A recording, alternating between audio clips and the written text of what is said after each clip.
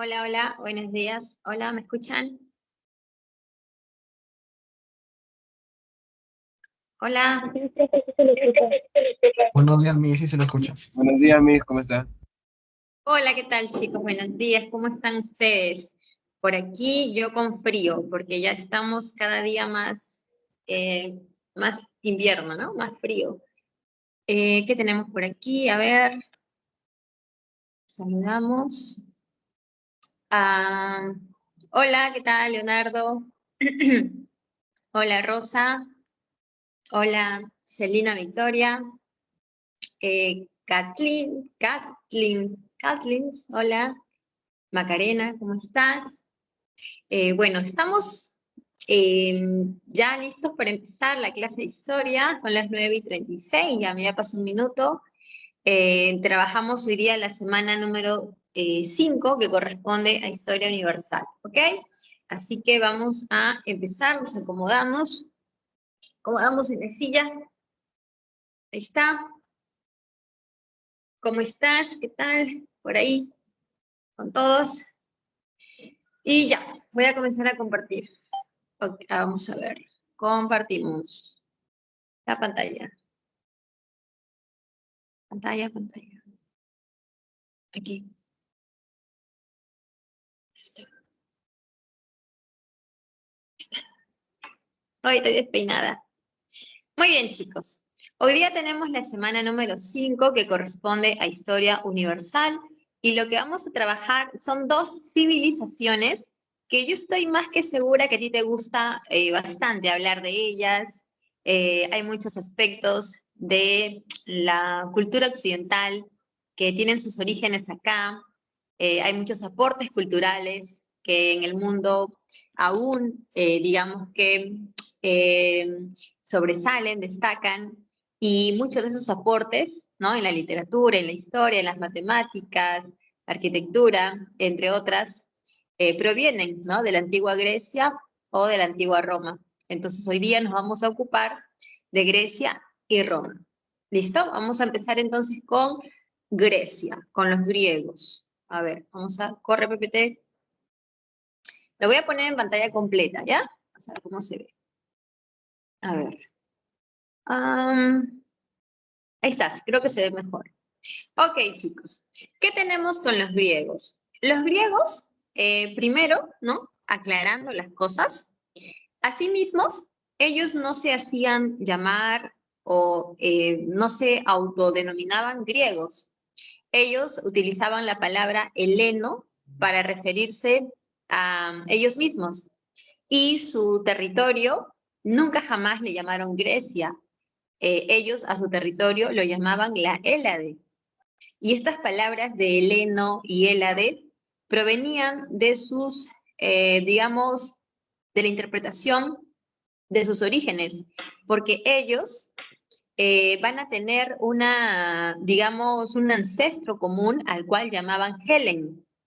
Y era pues una idea que todos compartían, todos los griegos, ¿no? Tenían esta idea de proceder de este ancestro común llamado Helen, y por eso es que asimismo se autorreconocían como helenos. La palabra griego, la palabra Grecia, son términos que los romanos van a usar para referirse a estos pueblos de helenos, ¿ok? Entonces, haciendo esa pequeña aclaración. Ahora vamos con el mapa que estamos observando.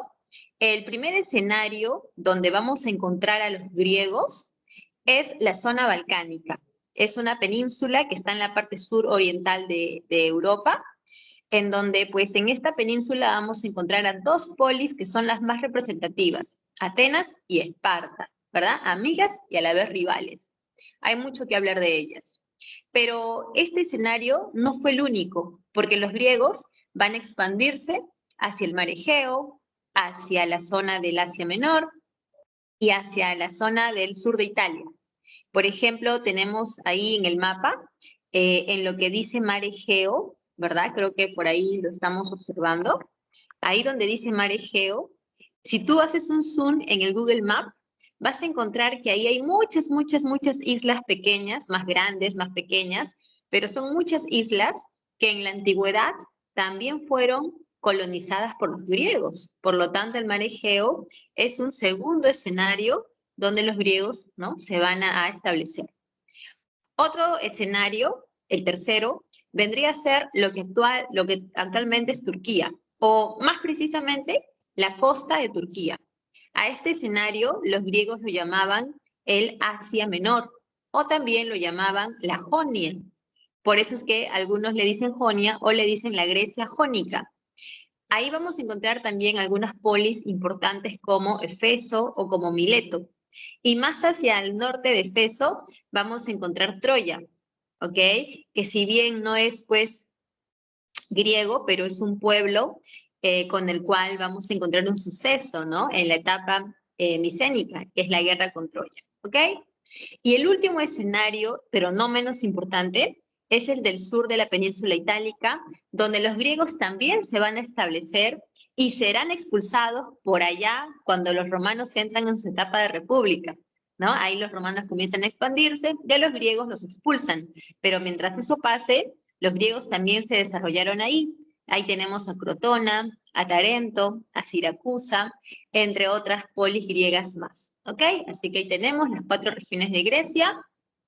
Y recuerda que los aportes que Grecia nos ha dado al mundo incluyen la democracia. A ver, hablemos de la democracia ya de una vez, chicos, porque, uy, tantas cosas para hablar de los griegos que no alcanza una hora, definitivamente.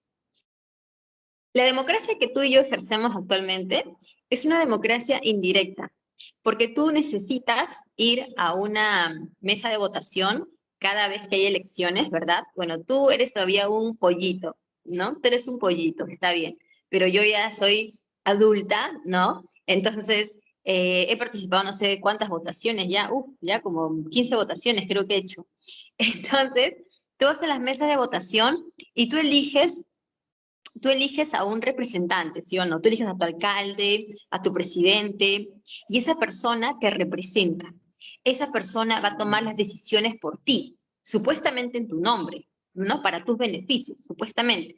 Pero tienes que elegir a esta persona para que esta persona hable por ti, decida por ti y haga lo que mejor se puede hacer para el bien común.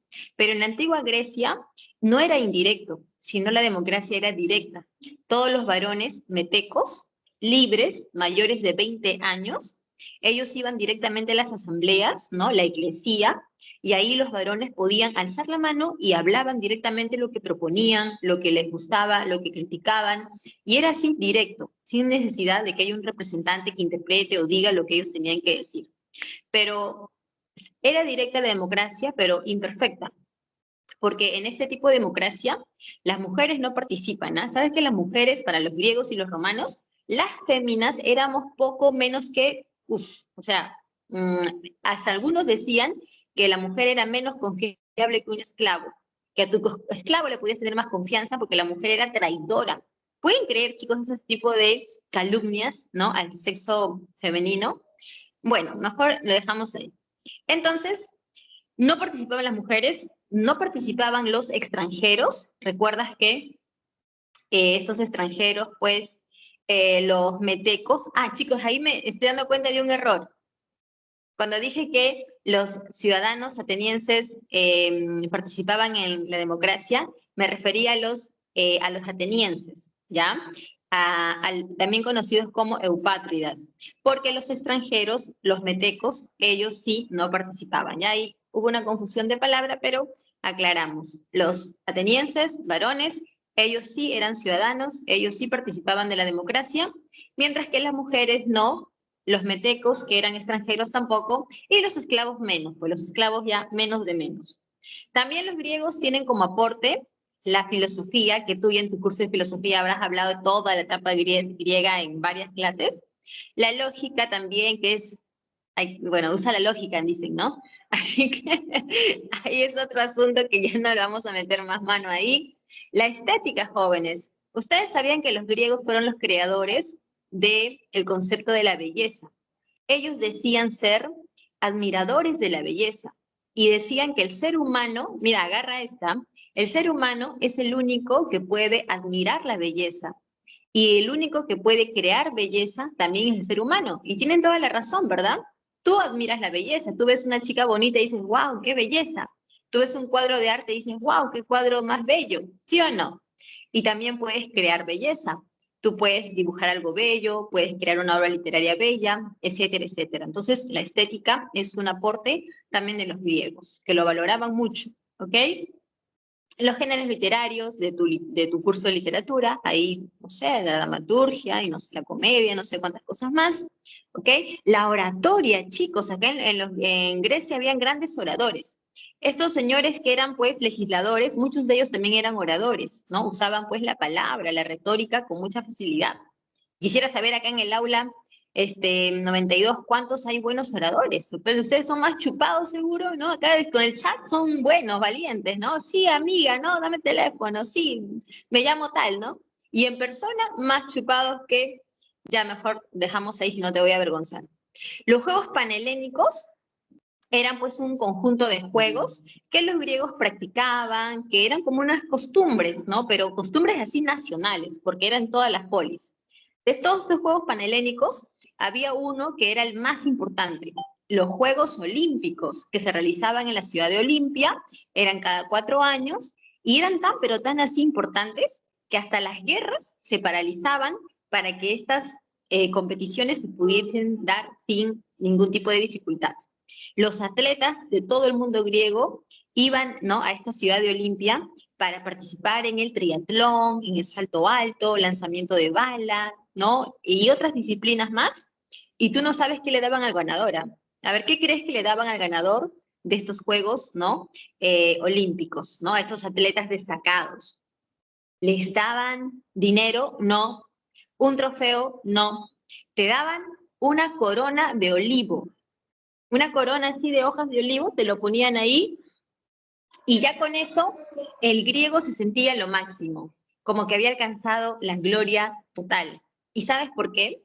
Porque a los griegos no les interesaban las riquezas, no les interesaba pues aspectos materiales, sino más aspectos espirituales como el honor, como la gloria o la fama.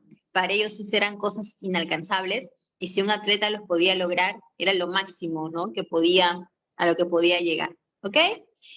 Y el método científico también. Así que dejamos esa parte por ahí y ahora vamos con los periodos históricos, ¿ok? Mentira, históricos. Vamos a encontrar dos periodos, lo prehelénico y lo helénico. ¿Cuál es la diferencia, profesora? Yo te pregunto, ¿cuál es la diferencia entre ser de Chipre y ser de San Marcos? ¿No hay ninguna diferencia? Sí hay un poquito de diferencia, ¿verdad? Tú estás en Chipre y te estás preparando, estás como una etapa de calentamiento, una etapa de preparación, una etapa previa, ¿sí o no? Ya para que arranques a tu mundo o a tu vida universitaria. En el mundo prehelénico es lo mismo. Es una etapa previa, es una etapa de formación en donde se van a sentar los orígenes de lo que posteriormente va a ser la cultura griega, tal cual la vamos a conocer, admirar y todos los aportes culturales que nos van a dejar. Entonces, esta etapa prehelénica de formación de antecedentes tiene dos momentos, ¿no? Dos etapas, la etapa cretense y la etapa micénica. Durante esta etapa cretense tenemos la presencia de una isla poderosa que estaba al sur del mar Egeo. Estamos hablando obviamente de Creta, que en ese momento, solamente en ese momento, era la más poderosa de todas, ¿ok? ¿A qué se debía tanto poder, profesora? A la talasocracia. ¿Y qué era la talasocracia? Muy fácil. Es cuando el poder del gobernante está basado en el dominio del mar. Esa es la talasocracia. Si tú fueses un gobernante y fueras poderoso, rico, tuvieras mucho dominio y hegemonía, todo ese poder que tú tuvieses tuviera una sola base. ¿Sabes cuál es esa base? El comercio marítimo. Nada más. No es que tengas militares, no es que tengas grandes ministros, no es que tengas muchos recursos económicos, no. Lo que tú tienes es el dominio del mar, el dominio del comercio marítimo. Entonces, esa es la talasocracia y Creta era totalmente talasocrática. Se dice que ahí vivían, ahí gobernaban los reyes minos, ¿ok? Y los palacios más importantes, ¿no? El de Faestos, el de Agia Triada, pero sobre todo el palacio de Nosos, que la reconstrucción que le han hecho es preciosísimo, ¿no? Un palacio, no sé cuántas habitaciones tenía como 1000 habitaciones, era pues así todo decorado, con colores vivos, ¿no? Pintado así, con imágenes, mira, y como puedes ver, Ahí tenemos el salto del toro, que era un peligroso juego practicado por los cretenses, pero esa imagen del salto del toro, ¿sabes dónde estaba decorando? Las paredes del palacio, pues. Así, en el palacio, imágenes como estas, tú encontrabas ahí dibujadas, pintadas, ¿no? La tauromaquia, chicos, ¿no? Qué interesante, ese deporte será, ¿será un deporte? Mira, ya, ahí sí me perdí. Ahora, ¿qué pasa en esta etapa, ¿no? Que es como que la cereza, ¿no? De la etapa cretense. El mito del Minotauro. ¿Se han escuchado, chicos, el mito del Minotauro? Mira, te la resumo en 5 líneas. Minos le pide una gracia al dios Poseidón, que es el dios del mar. Poseidón acepta y le entrega un toro hermoso, blanco, enorme, que te enamorarías del toro, de lo precioso que era. Minos, este regalo lo muestra ante el pueblo, ¿no? Ante sus súbditos, como que es un favor de los dioses que le están entregando. Y así hacía una demostración de su poder. Pero a cambio, Minos tenía que sacrificar al animal, pero no lo hizo. Y lo que hizo fue sacrificar a otro toro. El dios del mar, Poseidón, se enfureció por tal engaño y lo castigó. ¿Y sabes de qué manera? Haciendo que la esposa de Minos se enamorara del toro. Es una locura, jóvenes, esto es una locura. Pasifae, la reina, se unió al toro. Esto es peor, chicos, esto ya no tiene ya explicación, ¿no? Se unió al toro y producto de ello nació un ser mitad humano, mitad toro. Tenía cuerpo de hombre, pero cabeza de toro. ¿Sabes cómo lo llamaron? Minotauro. ¿Por qué? Porque como nació en el matrimonio, era el hijo de Minos. ¿Te das cuenta de esta situación, chicos? O sea, escuchen bien esta parte, ¿ah? Nació en el matrimonio, por lo tanto, es tu hijo, ¿ok? Minotauro significa el toro de Minos. Mira, que sea feo el minotauro y que te asuste no era el principal problema. El principal problema es que era antropófago, comía carne humana. Lo encerraron en el laberinto para evitar la vergüenza, ¿no? Y para que no asedie todo el reino. Pero en ese laberinto, cada cierto tiempo colocaban a jóvenes vírgenes, ¿ah? Porque mira, el minotauro era exquisito, no se comía cualquiera, solamente comía jóvenes vírgenes y castos, ¿ok? Así que despreocúpate. Mentira. Entonces, cada cierto tiempo le metían al Minotauro jovencitos, ¿no? Y pues era una suerte triste, ¿no? Por parte de estos jóvenes que murieron ahí. Chicos, ¿por qué se habla de la leyenda del Minotauro? Solamente por una interpretación, jóvenes, que en aquel entonces Creta era tan pero tan poderosa y controlaba toda esa zona que Creta solicitaba y exigía jóvenes para que sean llevados a la isla y sean alimento del Minotauro.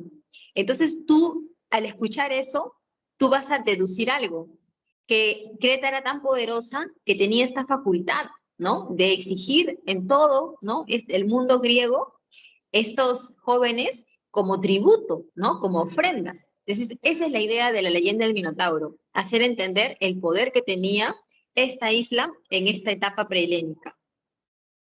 La etapa cretense termina cuando los aqueos, estamos hablando de un pueblo indoeuropeo, los aqueos van a llegar a, a invadir Creta y finaliza esta etapa dando inicio a la etapa micénica. Se llama micénica porque se van a fundar nuevas polis. Bueno, todavía no se llamaban polis, se llamaban ciudades, y estas nuevas ciudades van a estar en la península del Peloponeso. Estamos hablando de Tirinto y de Micenas.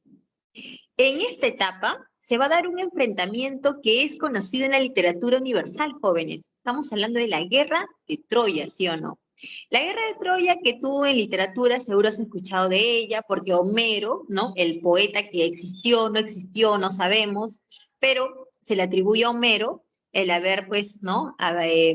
Contado, narrado de esta guerra. Y seguro que tú ya escuchaste de la famosa de manzana de la discordia, ¿verdad? Que dicen que la causa de esta guerra fue el rapto de Helena y toda una historia ahí, ¿no? Mítica que se menciona. Pero en realidad, chicos, No fue esa la causa de la guerra, para nada, ¿ok? No es que sea envidiosa, ¿no? Pero o sea que Elena tampoco no era tan bella, ¿no? Tampoco no te pases, ¿ok? No puede ser provocadora de una guerra tan así, no, no te pases, pues. No es que sea envidiosa, nomás te digo, ¿ok? Déjame que cierre un poquito la ventana, espérate.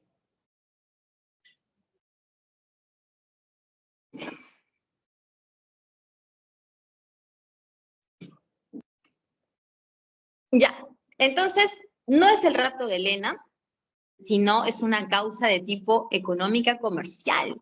¿Cómo es eso, profesora? Mira, tú ves ahí en el mapa, ¿no? En el mapa, ahí en la parte del Asia Menor, donde dice Troya, ves eso, ¿verdad? Ahí donde dice Troya, donde estoy ahí con el cursor, estoy moviendo el cursor, ¿ves? Esa zona es un pequeño estrecho de agua, ¿no? Es una zona de, digamos que es como un paso, ¿no? Que conecta el mar Egeo con, ¿dónde está mi cursor? Se me perdió, ya. El mar Egeo, que es esta zona de acá, tú vas por este estrecho conocido como los Dardalenos y te va a conectar al Mar Negro, ¿ok? Por acá donde está el cursor está el Mar Negro. Tú pasas, cruzas por el Mar Negro y vas a llegar al estrecho del Bósforo. Y el estrecho del Bósforo, ¿sabes a dónde te conecta? Te conecta a Asia. ¿De qué queremos decir? Queremos decir que los griegos, ¿no? De acá de la zona del Egeo, utilizaban la ruta esta de acá de los Dardalenos, pasaban por el Mar Negro, luego por el estrecho del Bósforo y finalmente llegaban a la zona de Asia, donde ellos comercializaban sus mercancías, sus productos. ¿Y cuál es el problema, profesora? El problema es que al pasar por acá, por los Dardalenos, los troyanos comenzaron a elevar los impuestos, tomando en cuenta que ellos controlaban esa zona comercial. Entonces, para los griegos ya no era ventajoso utilizar esta ruta porque era muy costosa. Y los griegos comenzaron a, ¿no?, tener pues rivalidad con los troyanos a causa de esta situación.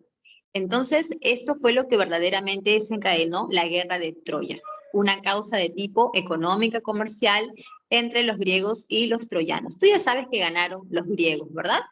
Ya está, no hay que decir nada más ahí porque los ganadores fueron los griegos. Vamos a la etapa helénica. En la etapa helénica vamos a encontrar 4 etapas, ¿ok? La primera es la oscura, luego tenemos la arcaica, la clásica y luego la helenística o algunos también le llaman macedónica. La etapa oscura, como su mismo nombre lo dice, es una etapa de muerte, de dolor, destrucción, daños, ¿no? ¿Por qué es una etapa así, profesora? Porque la etapa anterior, lo que fue la etapa micénica, terminó con grandes invasiones jóvenes. ¿Sabes quiénes fueron los invasores? Los dorios, los jonios, los eolios y los aqueos. Pueblos que venían de la zona del Asia, ¿no? De la parte norte de Asia, y que llegaron hasta, ¿no?, la zona del Egeo, la zona balcánica, llegaron trayendo el hierro, pero invadieron y al invadir causaron destrucción, causaron muerte. Entonces la gente, ¿no?, de las ciudades comenzaron a escapar, comenzaron a migrar, ¿no?, a diferentes lugares, huyendo de los invasores. Las fortificaciones, ¿no?, la arquitectura también fue destruida. La escritura lineal A, la escritura lineal B también fue, digamos que, interrumpida, desapareció. Y fue una etapa de muchas muertes, de mucho caos. Por eso lo han llamado etapa oscura, ¿ya? Edad oscura. Guerras, muertes, destrucción y migraciones por parte de los campesinos, ¿no?, de las ciudades. Pero tú sabes, como dice el dicho, después de la oscuridad viene la luz, el sol, ¿no? Algo así es, ¿no? Ya el punto es que después de esta etapa oscura nace el mundo griego. Ya, mira, agarra este quiebre, ¿ah? Esta situación es importante. Es como si hubiese un gran sismo que destruyera todas las casas, edificios y muriera mucha gente también, sería un terrible desastre. Pero después de eso, a nosotros nos tocaría levantarnos, reconstruirnos y al momento de la reconstrucción sería algo mejor que antes, ¿no? Sería algo más novedoso, más moderno, ¿no? Entonces, lo mismo pasa en el mundo griego.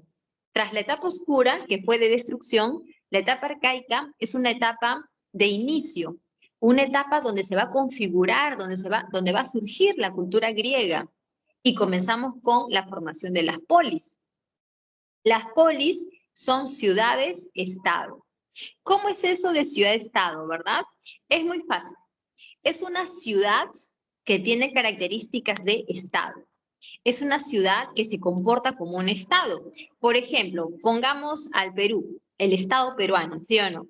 El estado peruano es una entidad, ¿no? Política, que tiene límites y fronteras, que tenemos una forma de gobierno, una legislación, ¿no? Que está en nuestra constitución, tenemos actividades económicas, ¿no? Destacadas, ¿qué más? Tenemos no sé, un ejército, ¿no? Preparado para cualquier momento de ataques, qué sé yo, ¿verdad? Entonces tenemos características que nos diferencian del resto y que nos hacen autónomos, ¿no? Somos un estado separado del resto, con características independientes. Lo mismo pasaba con las polis griegas. Las polis griegas eran como estados y por lo tanto eran autónomas, tenían sus propios dioses, tenían sus actividades económicas más destacadas, tenían sus autoridades, ¿verdad? Tenían su ejército, entre otras cosas. Ahora, hay que tomar en cuenta que las polis, a pesar de estar separadas, también compartían varios elementos, como cuáles. Por ejemplo, compartían el idioma, compartían las costumbres, ¿no? Como los juegos panhelénicos, por ejemplo, la visita al oráculo para que te haga predicciones, ¿no? También compartían los dioses, ¿no? Del Olimpo. Entonces, había cosas que sí compartían, claro que sí, pero también las polis eran independientes y eran amigas, sí, porque venían de un mismo ancestro, todas se autorreconocían como un conjunto de ciudades que estaban unidas por lazos culturales, pero a la vez también eran rivales, y eso lo vas a ver tú claramente en las guerras del Peloponeso. ¿Alguien alzó la mano? ¿Qué pasó? Miss, ¿puede repetir otra vez quiénes eran los polis o las polis? Sí, ya. Primero que hay que saber que las polis se originan en la etapa arcaica después de la destrucción causada por los invasores indoeuropeos, ¿ya? Ahí tenemos el origen de las polis griegas, en la etapa arcaica. Las polis son ciudades que se comportan como Estado, son ciudades que parecen Estado porque son independientes, porque tienen su propia forma de gobierno, sus propios dioses, su propio ejército, sus propias actividades económicas. Entonces son autónomas totalmente. Pero también entre todas las polis griegas hay algunos lazos comunes, ¿no? Hay elementos como la religión. Recuerda que las polis adoran a los mismos dioses del Olimpo, ¿no? Poseidón, Zeus, Afrodita, Atenea, son los mismos dioses. Por ejemplo, comparten costumbres como la visita al oráculo, como los Juegos Olímpicos, ¿no? La literatura, la filosofía, la oratoria. Hay muchos elementos culturales que sí lo comparten. También comparten el idioma y también comparten de alguna manera, pues, no sé, la escritura, ¿no? Entonces, hay cosas que sí son comunes para todas ellas, pero como repito, eran independientes porque su forma de gobierno, sus actividades económicas, sus leyes, sus ejércitos estaban totalmente separados. ¿Eran amigas las polis? Sí, porque recuerda que ellas venían de un mismo ancestro llamado Helen y porque compartían muchos elementos culturales, pero a la vez eran rivales porque habían pues sistemas de gobierno opuestos. En algunas partes se practicaba la democracia, en otras partes la aristocracia y en tiempos pasados también hubo timocracia, hubo tiempos de monarquía, entonces hubo también rivalidades que fomentaron pues, ¿no? Enemistades y pugnas que lo vamos a ver claramente en las guerras del Peloponeso. Ahora, una última cosa de la etapa arcaica son las colonizaciones. Los griegos, como ya dijimos hace un momento, ellos se van a ubicar en la zona balcánica, pero también van a expandirse al resto, ¿no? del mundo mediterráneo, como puedes ver en el mapa. Llegaron hasta Asia, norte de África, hasta la zona de Hispania, ¿no? Esa zona de la península ibérica, que actualmente es España y Portugal. En aquel entonces lo llamaban, bueno, en ese momento no sabemos exactamente cómo la llamaron, pero posteriormente esa zona es conocida como Hispania, ¿no? Entonces, todo esto que está pintado de color naranja es la explosión del mundo griego, es la forma como ellos van a colonizar todo el Mediterráneo. ¿Cuáles son los motivos de esta colonización?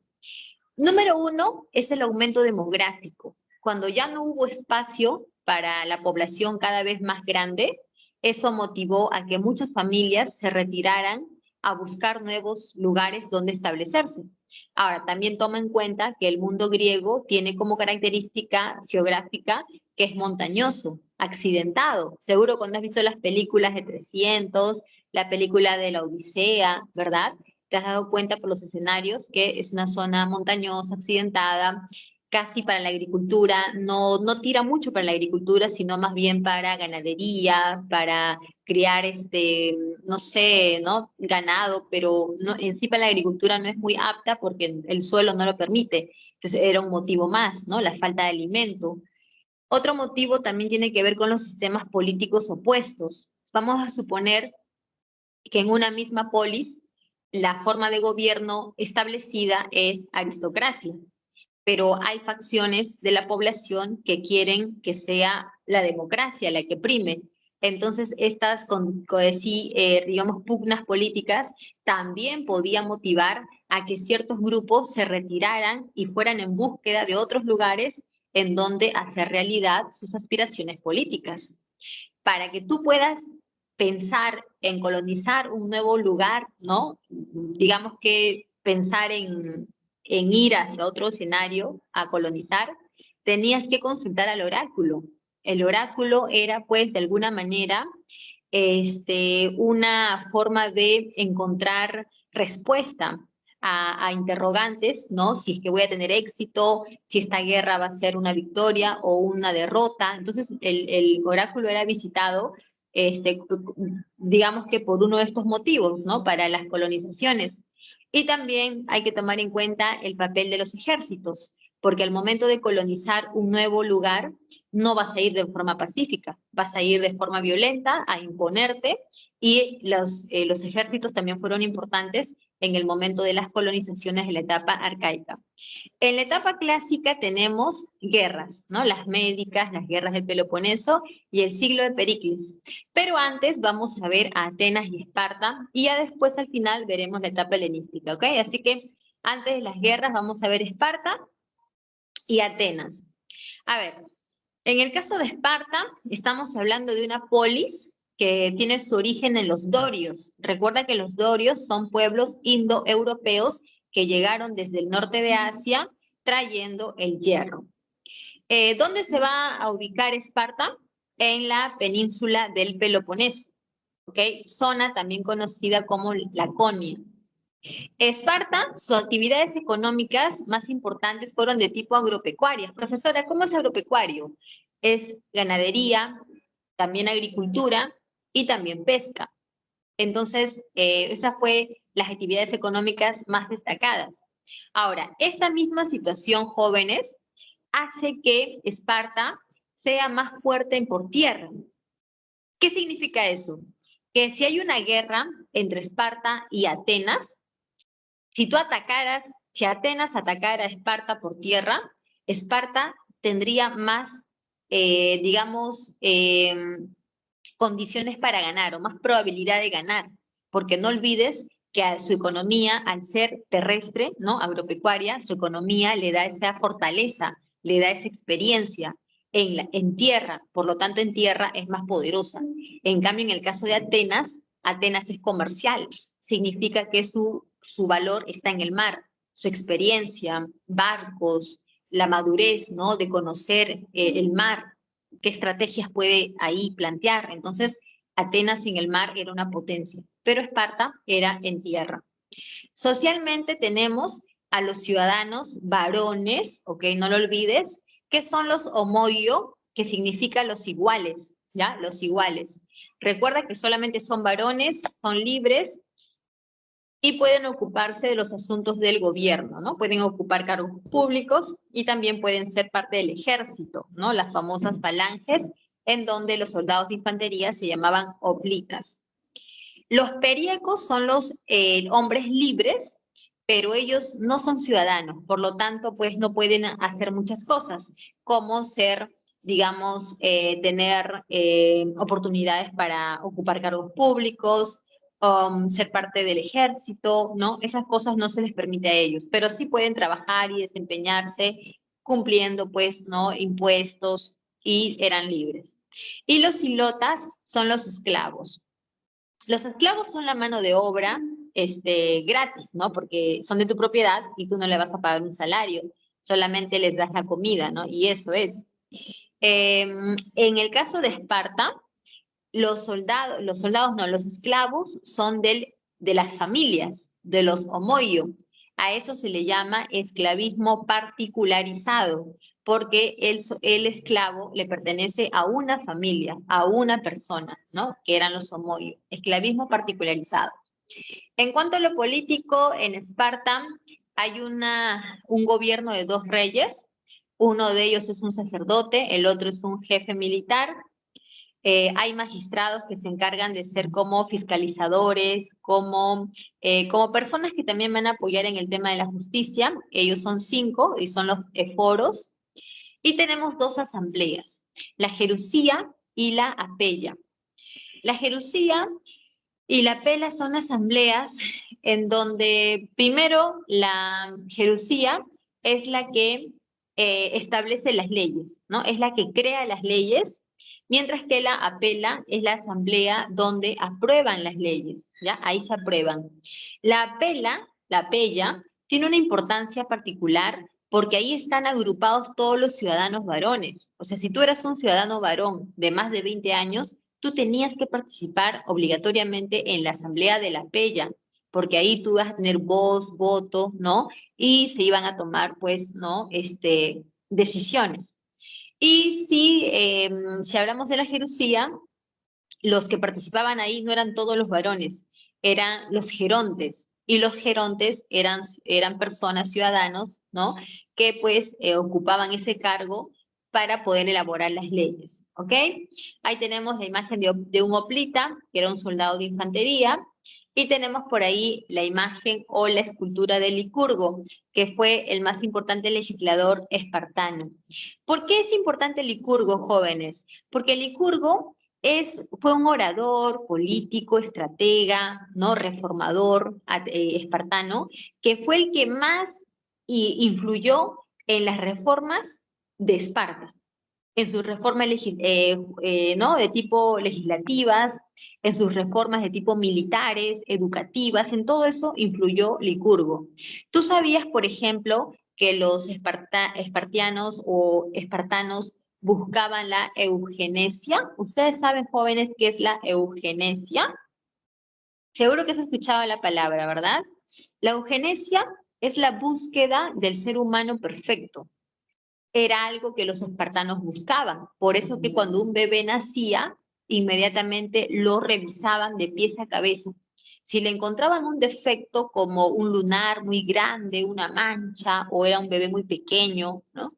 Lo mataban, ¿no? Se deshacían de ese bebé y solamente quedaban vivos los bebés en condiciones físicas, ¿no? Así como un bebé robusto, ¿no? Un bebito, pues, que su apariencia te dé, ¿no? Esa impresión de que va a ser un hombre, ¿no? Con portes, ¿no? Con portes para ser un buen militar.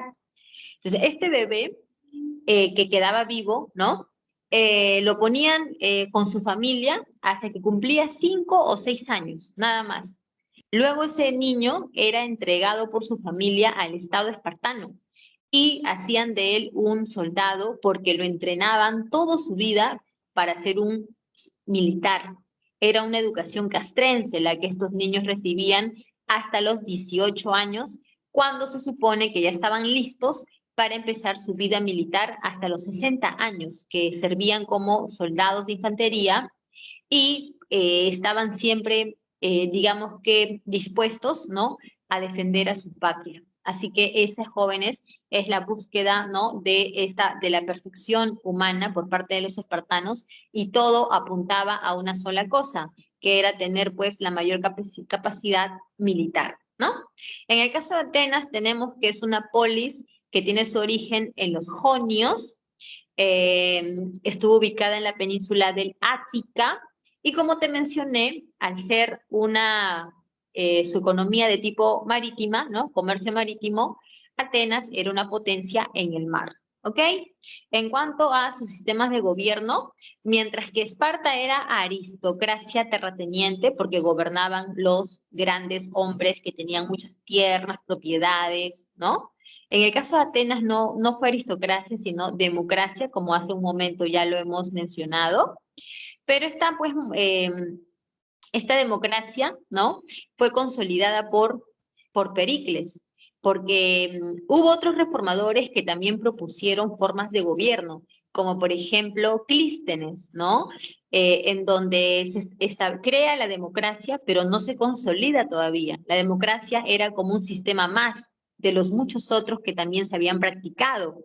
Fue recién Pericles quien, al otorgar un salario a los magistrados y funcionarios, pues ahí, ¿no?, le da este aspecto que faltaba, ¿no?, de convertirlo en una forma de gobierno que satisfacía, ¿no?, digamos, a la mayoría de la población. Entonces, se logra consolidar durante su gobierno, que fue una etapa también de mucho apogeo.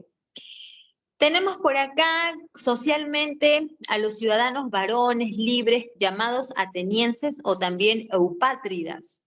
Son libres, son varones que pueden ocupar cargos públicos y tenían derechos políticos, ¿no? Decir derecho político ya te dice pues que ellos eran libres, con libertad de expresión, con capacidad para ser, ¿no?, personas de ocupar cargos públicos, etcétera, etcétera.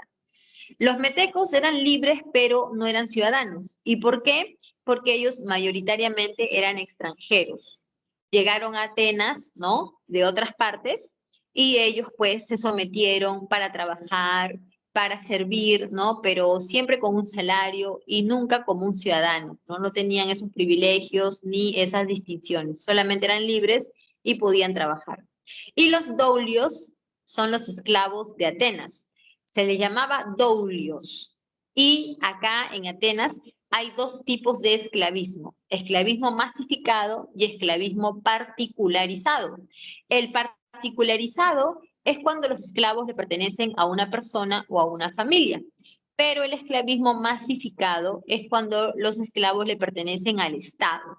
Entonces son dos tipos de esclavismo con características diferentes, y en el caso de Atenas existían los dos, pero como vimos hace un momento, en el caso de Esparta, solamente era particularizado. Ahí tenemos la lista, ¿no?, la galería de algunos legisladores como Dracón. La importancia de Dracón, jóvenes, es que él va a hacer un código de leyes. ¿Qué significa eso, profesora?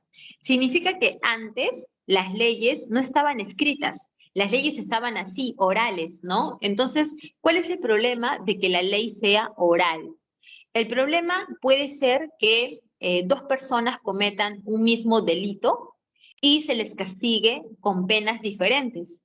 ¿Por qué? Porque de repente el caso de esta persona tú lo puedes interpretar de una manera y aplicar una forma de castigo, y la otra persona que ha cometido el mismo delito tú lo puedes interpretar de una manera diferente y con otro castigo de repente, ¿no?, más severo. Entonces, al final, que la ley sea oral generaba estas situaciones, generaba estos desequilibrios, y no parecía justicia, más bien parecía injusticia. Entonces, Dracón lo que va a hacer es codificar todas las leyes y ponerlas por escrito en un código, en donde además, ¿no?, de tener esta importancia de ser un código, también se le dice que era muy rígida, que era muy severa. Por eso se le conoce como el Código Severo, porque sus castigos podían incluir, ¿no?, penas muy extremas, ¿no?, incluida la muerte. Entonces, por eso se le llama Código Severo. En el caso de Solón, tenemos que estableció la timocracia, que es como un antecedente de la democracia. Es como una etapa previa a la democracia. Y por ahí tenemos a Clístenes,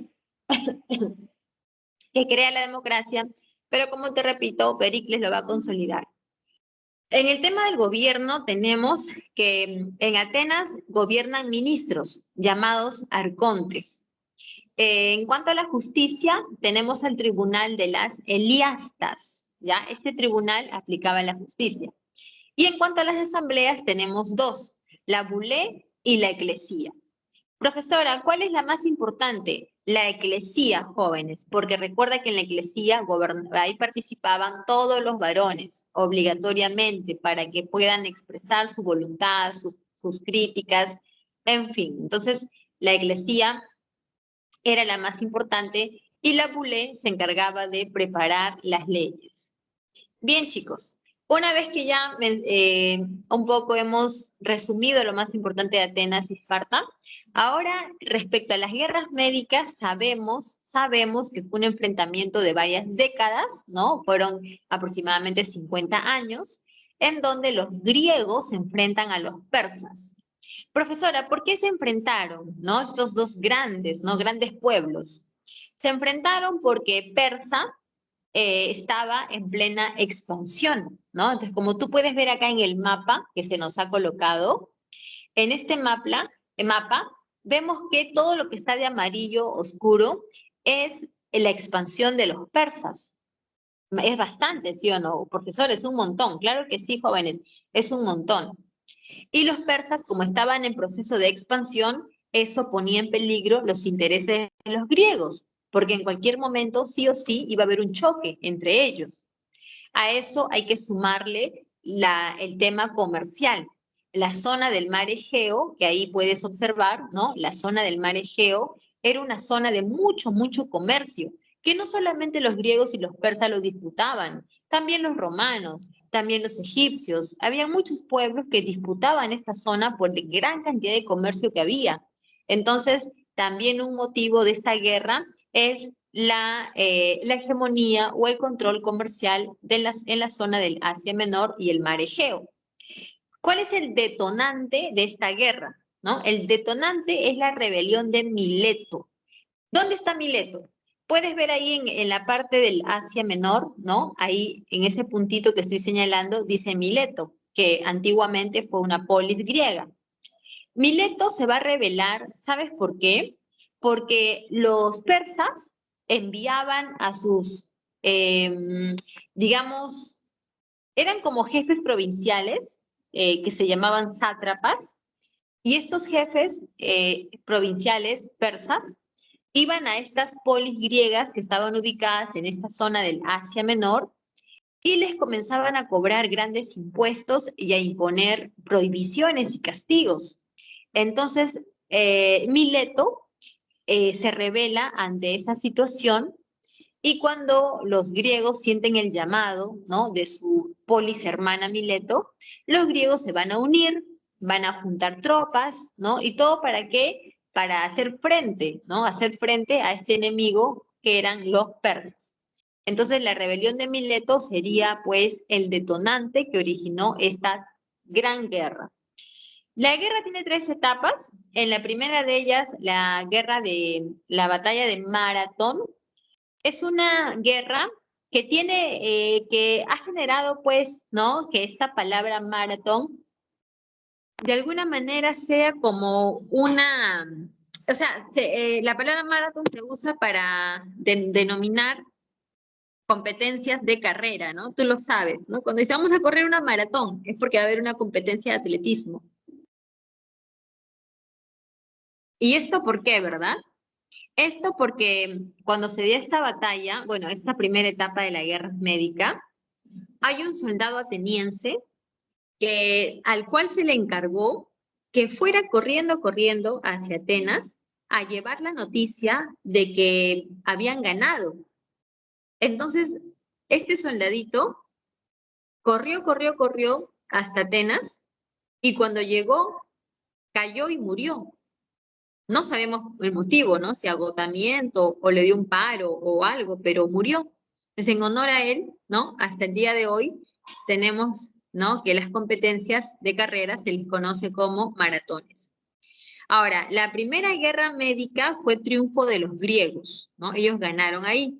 En la Segunda Guerra Médica también es triunfo griego, o sea, la etapa es un triunfo de los griegos, pero hay una batalla donde los persas lo van a ganar. Y estamos hablando de la batalla de las Termópilas, que es una batalla, pues, súper conocida. ¿Por qué? Porque todos sabemos y todos recordamos el heroísmo, el coraje, o sea, no sé cómo llamarlo, ¿ok? Pero ¿cómo imaginas que 300 espartanos van a poder hacer frente a un ejército de 10.000 persas? Eso es un choque desequilibrado, ¿sí o no? 300 hombres contra 10.000 hombres, eso es una idea, pues, demasiado, no sé, una locura, ¿no? Pensar que puedes ganar ante una situación así. Pero los espartanos en esta batalla de las Termópilas demostraron pues su valentía, su fortaleza, y si bien es cierto no ganaron, lo que sí lograron es hacer como que contener a los espartanos para que los griegos, bueno, contener a los persas para que los griegos pudiesen, digamos que, hacer un contraataque, ¿no? Hacer la defensa. Y en la última guerra médica tenemos que se consolida la Liga de Delos. La Liga de Delos, jóvenes, va a ser una agrupación de ciudades griegas dirigidas por Atenas.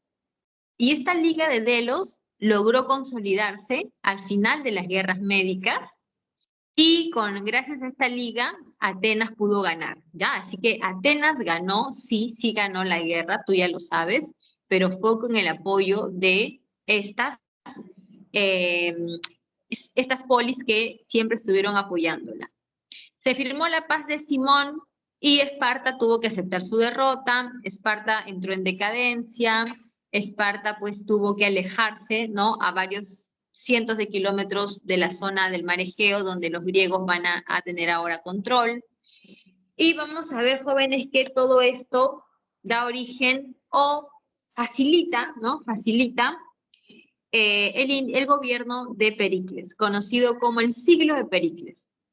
Es una etapa de apogeo, de esplendor, de auge político y también económico, bastante económico, porque Atenas, ahora que se ha convertido en la primera polis de todo el mundo egeo y es la más poderosa y comercialmente es la que está por encima de todas, entonces Atenas va a disponer de una gran cantidad de riquezas, con lo cual Pericles va a impulsar el arte, la ciencia, los deportes, la cultura y también muchas construcciones, jóvenes, muchas construcciones, como por ejemplo el Partenón, el Erectión, los Propileos, eh, ¿qué más? El puerto del Pireo, ¿no? Entonces hay una serie de construcciones que Pericles va a impulsar durante su gobierno y no olvidemos, chicos, también la consolidación de la democracia, ¿no? Que fue obra de Pericles. Chicos, permítanme que voy a tener un poquito de agua, se me está secando la garganta. Quédense ahí.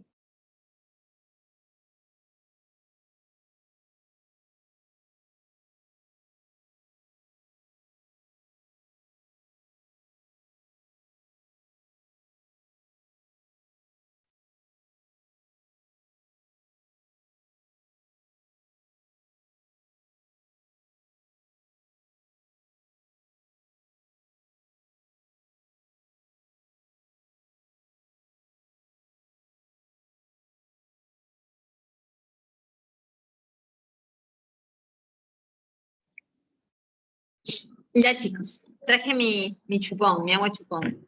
Les decía que es una etapa de apogeo, de auge, donde se incentiva las artes, las construcciones, también la política, y es una etapa en donde la autonomía y las riquezas de Atenas van a comenzar a causar la envidia de otras polis, entre ellas Esparta, que era algo así como su principal enemiga.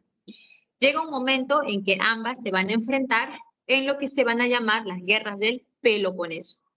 Las guerras del Peloponeso son guerras fratricidas porque se trata de una guerra entre polis hermanas. No olvides que los griegos, a pesar de sus rivalidades, ¿no?, y sus autonomías, todos ellos son como hermanos. Entonces, la guerra del Peloponeso es una guerra de todos contra todos.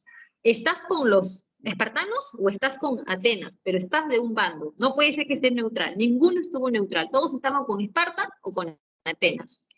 ¿Por qué se enfrentan? Por dos cosas. Pugnas, ¿no? Pugnas de poder. Ambas querían tener la hegemonía en la zona de los Balcanes. Y también se enfrentan por sistemas políticos opuestos. Atenas es democracia y Esparta es aristocracia. Son dos gobiernos totalmente distintos. La guerra del Peloponeso tiene 3 etapas. En la primera, Esparta ataca. Entonces los atenienses van a tratar de huir de los ataques y van a tratar de buscar refugio. Entonces Pericles, que era el gobernante, va a tener que rescatar a la gente de su ciudad, llevándolos hacia el puerto del Pireo, en donde supuestamente la gente iba a encontrar, ¿no?, refugio. Pero las condiciones de hacinamiento hizo que se generaran, pues, enfermedades, lo cual generó una peste, y la gente se contagiaba y comenzó a morir. Lo mismo le pasó a Pericles, ¿no? Contagiado de esta peste, Pericles murió en la primera guerra del Peloponeso. Se firmó la paz de Nicias, pero de alguna manera no fue efectiva porque la guerra continuó. Años después, la guerra otra vez se reabrió, ¿no? Se volvió a reabrir, y esta vez Atenas es traicionada y abandonada. ¿Por qué decimos eso, jóvenes? Porque sus aliados de la Liga de Delos la van a abandonar. ¿Y por qué la abandonaron, verdad? La abandonaron porque Atenas les exigía mucho apoyo. Dame barcos, dame soldados, quiero armas, ¿no? Exigía mucho. Y sus aliadas ya estaban bastante debilitadas, ya no tenían la capacidad. Y si pones, digamos que si recordamos lo anterior, cuando Atenas venció a los persas, y por eso es que Atenas entró en una etapa de esplendor, ¿no?, y máximo apogeo.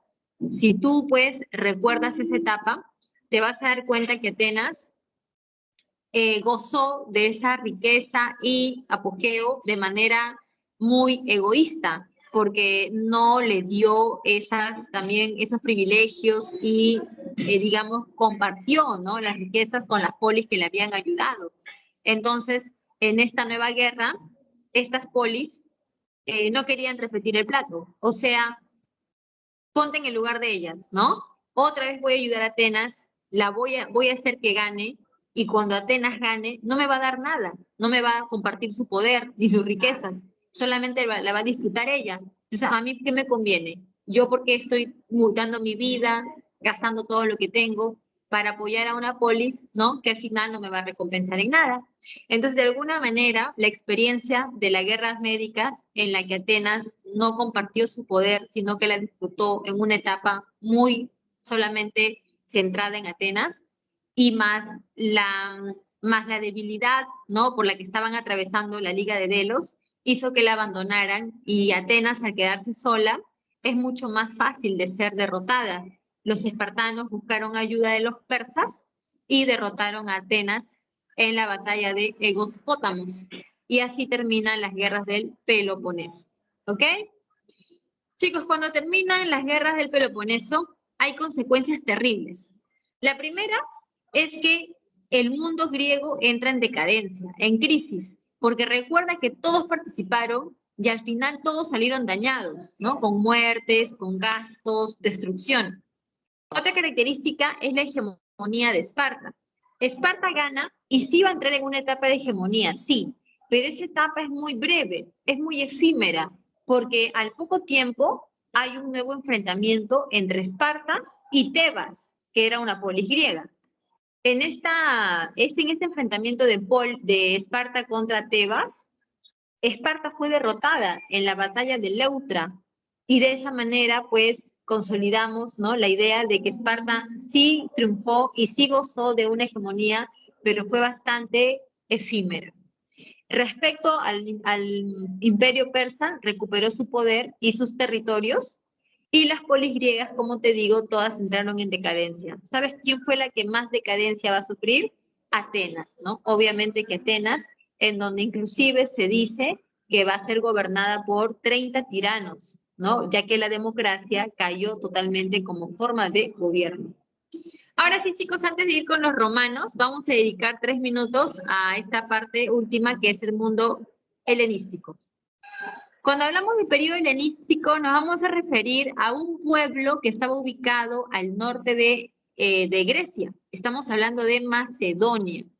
Los macedonios eran pueblos guerreros que tenían como líder al rey Filipo II.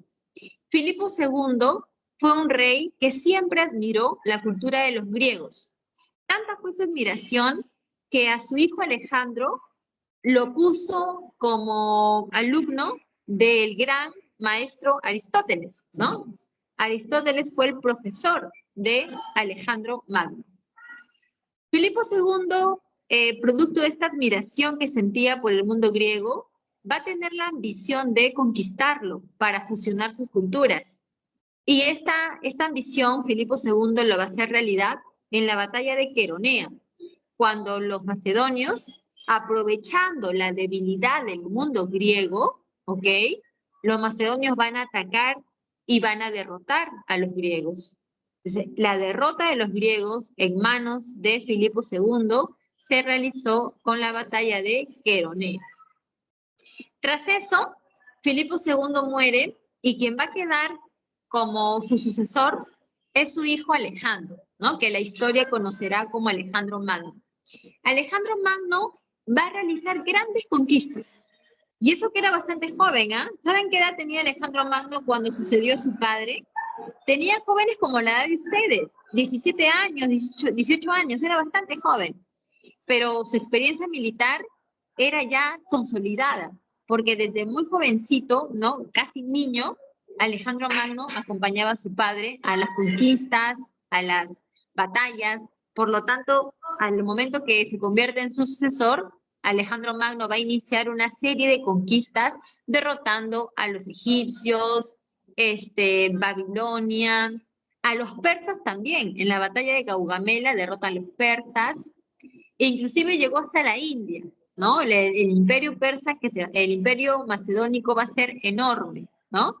Pero, como tú sabes, Alejandro Magno murió bastante joven y con su muerte, todo su gran imperio va a ser dividido entre sus discípulos no, sino sus 3 generales, ¿ok?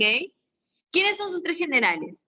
Antígono, Seleuco y Ptolomeo, ¿ya? Estos 3 generales, como mira acá, creo que vamos a ponerle.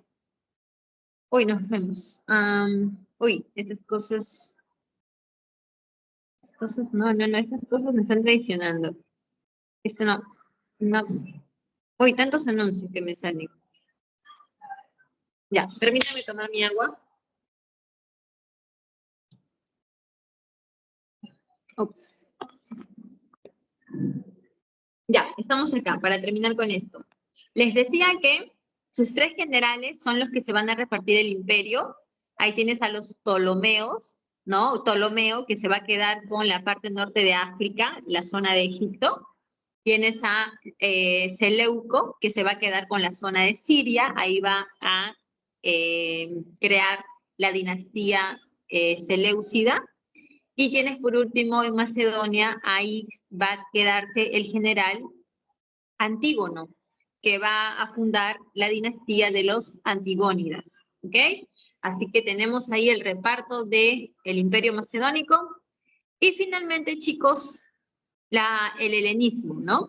El helenismo, que es la fusión cultural entre Oriente y la cultura griega, ¿no? Es un choque de culturas que va a dar origen a algo fusionado, de lo cual nosotros somos parte de eso porque hemos recibido esa herencia que ha venido pasándose desde la antigüedad, ¿no? Pasando por la Edad Media, ¿no? Moderna, y ha llegado al mundo contemporáneo. Bien, chicos, dejamos ahí, vamos con Roma. En el caso de Roma tenemos a esta civilización que tiene su origen en el centro de Italia. O sea, cuando los romanos aparecieron por primera vez, ellos eran una cosa pequeñita, jóvenes, muy pequeñita, porque solamente estaban ubicados en el centro de Italia, a orillas del río Tíber, en lo que se conocía como el Valle del Lacio. Esta zona fue tan pero tan fértil que atrajo la atención de muchos pueblos, numerosos pueblos que fueron llegando, como los samnitas, los celtas, los umbrios, los sabinos, los etruscos, los latinos, los griegos, ¿no? Eran muchos pueblos los que llegaron a este lugar porque era una zona muy fértil. Pero tú sabes que no es lo mismo llegar primero que llegar segundo, tercero, cuarto y quinto, ¿sí o no? Llegar primero es algo diferente. Y acá también, jóvenes, hay que tomar atención a este punto, porque de todos estos pueblos que llegaron al centro de Italia, los primeros en llegar, ¿sabes quiénes fueron? Los latinos, jóvenes, los latinos. Y ellos dicen ser los fundadores de Roma. Eso es lo que ellos dicen. Nosotros somos los que hemos fundado Roma, por eso tenemos más derechos que el resto. Eso decían los latinos por haber sido los primeros en llegar a este lugar. Respecto a la periodización de la cultura romana, tenemos la monarquía, la república y el imperio, ¿no? Durante la monarquía tenemos que el poder mayor está en manos del rey. Durante la república, el mayor poder está en manos del senado. Y durante el imperio, el mayor poder está en manos del emperador. ¿Tá? Así que no olvidemos, ¿no? Monarquía, rey. República, senado. E imperio, el emperador. Si me preguntas por el Senado tuvo mayor poder durante la república. Pero durante la monarquía también existió. Y durante el imperio siguió existiendo el Senado. Pero tanto en la monarquía como en el imperio, el Senado no tuvo mayor protagonismo, ¿no? Fue como una entidad más, nada más, pero no tuvo mayor poder. Solamente en la República es donde el Senado tiene ese gran poder para tomar decisiones. En cuanto a los orígenes de Roma, tenemos dos formas de explicar esto. Primero, la leyenda o mito de Rómulo y Remo. Chicos, permítanme que voy a tomar agua. A ver, se me seca la garganta mucho.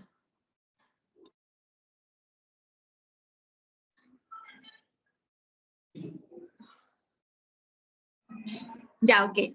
Entonces les decía que tenemos dos formas de explicar el origen de Roma.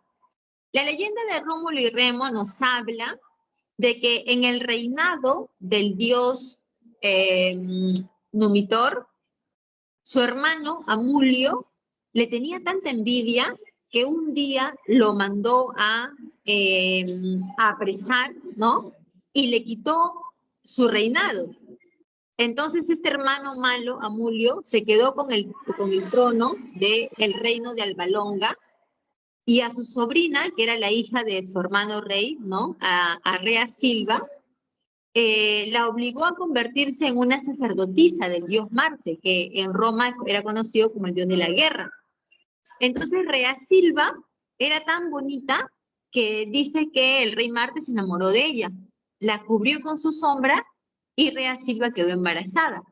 Cuando su tío malo Amulio se dio cuenta del embarazo de Rea Silva, esperó que nazca, ¿no? El producto de ese embarazo y fueron dos gemelos, ¿no? Los cuales fueron arrojados por un monte, pero no murieron, porque fueron rescatados por una loba, la famosa loba Luperca, la cual los crió y amamantó hasta que fueron más grandecitos. Un día, unos campesinos que pasaron, vieron a estos dos niñitos, los rescataron y los criaron hasta que se hicieron adultos. Cuando Rómulo y Remus fueron adultos, se enteraron de la verdad de su historia, que su abuelo malo Numitor, bueno, su tío abuelo Numitor los había mandado a matar y que a su verdadero abuelo, Numitor, su verdadero abuelo, estaba apresado, ¿no?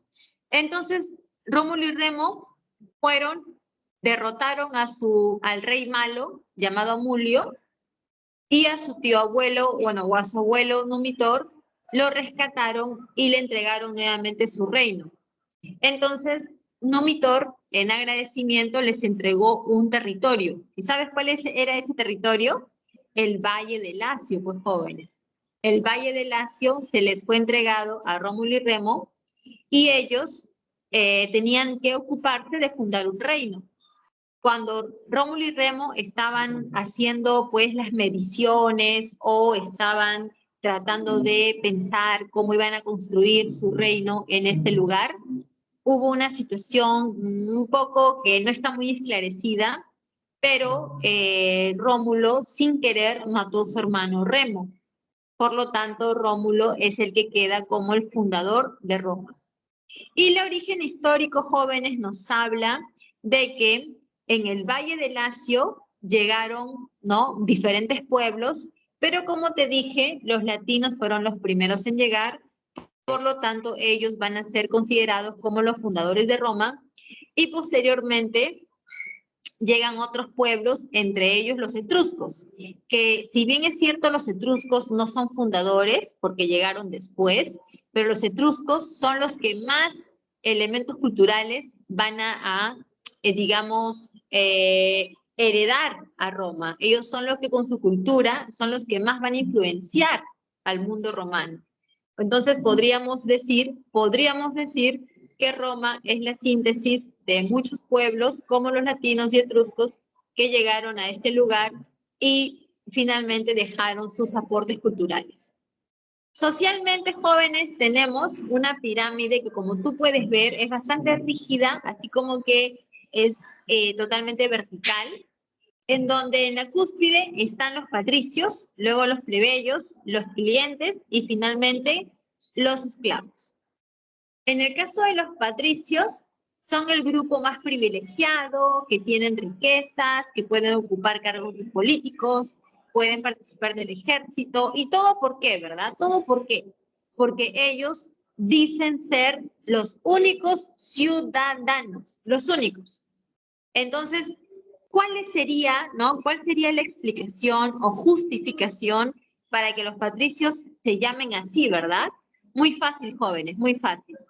Los patricios decían, nosotros somos los descendientes de los fundadores de Roma.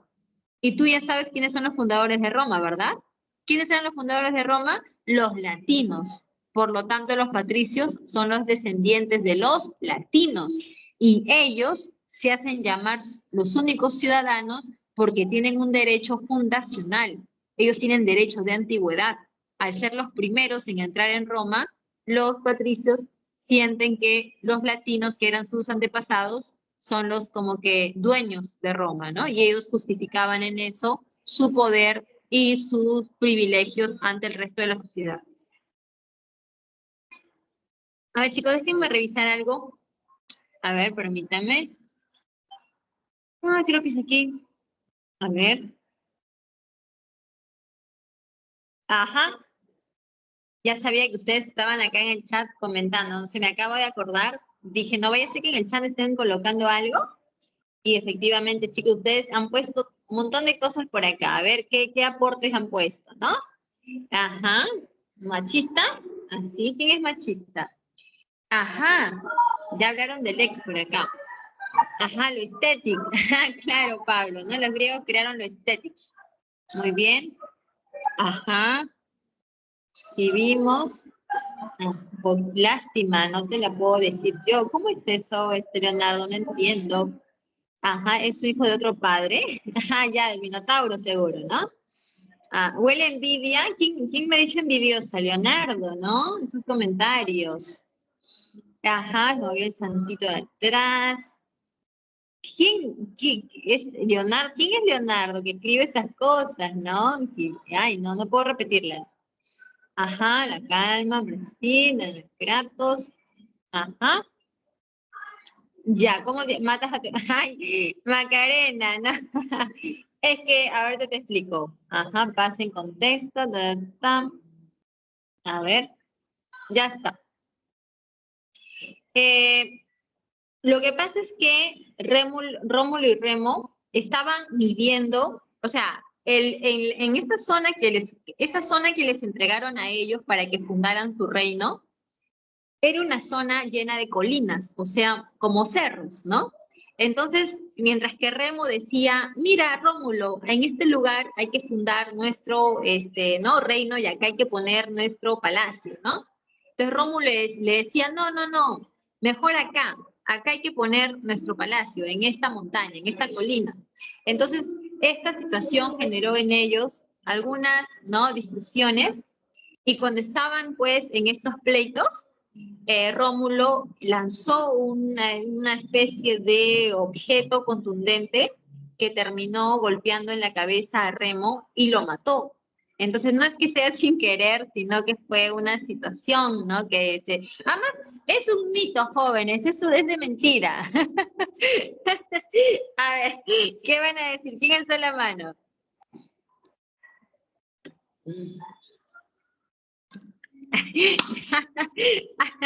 Ya me he hecho reír, chicos. Ya no nos hagamos mucho problema porque es una fantasía, es un mito. Ya, entonces vamos con... Ya, decíamos que los patricios son los que se hacen llamar nobles y ciudadanos. ¿Y todo por qué? Porque ellos eran descendientes de los latinos. Ellos decían, mis antepasados han fundado Roma, por lo tanto yo tengo derechos de antigüedad. Yo soy el único que tiene derechos para ser un ciudadano y tener derechos y privilegios y riquezas y todo eso. Mientras que los plebeyos eran hombres libres, pero ¿sabes cuál es el problema de los plebeyos? Que ellos llegaron después de la fundación de Roma. Ellos llegaron ya cuando Roma estaba pues fundada, consolidada, y por eso es que ellos no tenían ese título de ciudadanos. Por lo tanto, a pesar de ser libres, ellos tenían que trabajar para pagar muchos impuestos y casi siempre todo lo malo, ¿no? Las leyes, los impuestos y muchas reformas siempre los afectaban a ellos y privilegiaban obviamente a los patricios. Por eso que los plebeyos van a comenzar a luchar, hasta que en algún momento van a conseguir cambiar su situación y comenzar a obtener derechos, como la ley de las 12 tablas, que en un momento más vamos a ver eso. Ahora, en la antigüedad habían esclavos, tú ya lo sabes, ¿verdad? Claro que sí. Pero para ser un esclavo, habían diversas formas de, digamos, eh, de obtenerlos, ¿no? Por ejemplo, una primera forma es que tú compres un esclavo en un mercado, porque los esclavos eran como mercancías. Otra forma es que tú en una guerra conquistes un pueblo y los esclavices. Entonces, es una segunda forma. Y otra forma es tener muchas deudas y también convertirte en esclavo producto de tus deudas. ¿Ok? Eso existía en la antigüedad, chicos. Entonces, nadie quiere ser un esclavo. ¿O acaso tú quieres ser esclavo? No creo, ¿verdad? O sea, ¿quién quiere ser esclavo? Nadie. Entonces, si tú tenías muchas deudas y no querías convertirte en esclavo, había una forma, chicos, un secreto, ¿ok? ¿Cuál es esa forma? Ir a un patricio dominante y pedirle que te proteja. Este patricio dominante es un patricio padre de familia, se les decía paters familias. Entonces, este patricio es un noble influyente, de apellido, de alcurnia, ¿no? Así un patricio dominante, que te va a aceptar, ¿ok? Tú le vas a dar pena y te va a aceptar. Y desde ese momento, tú vas a tener su protección y ya no te vas a convertir en un esclavo, ya no, pero vas a tener que convertirte en algo así como su, ¿cuál sería la palabra? Vas a tener que estar al servicio de ese patricio.